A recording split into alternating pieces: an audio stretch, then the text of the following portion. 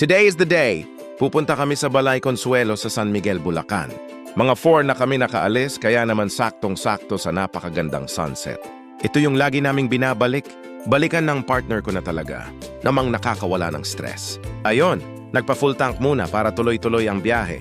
Finally, nakarating na kami ng San Miguel. Nag-stop over muna kami at sakto-sakto sa sunset at dumaan muna nga kami ng Andox. At nakarating na nga kami ng 6:30 sa Balay Consuelo. Sila na din magse-set up ng tent for only 500, kasyang kasta ang 3. At ang babait ng staff nila, sinet up ko na din ang camping chair para relaxing. Napakaganda at peaceful ng lugar, meron din silang cafe. We're able to experience the bonfire for 70 pesos. Sulit na sulit. Eto nga pala ang view sa umaga. Solo namin ang pool dyan kasi kami lang ang naka-check-in. At eto rin yung spot nila na pwede ka din mag-fishing kaso wala akong nahuli. At ito na nga, uwian na!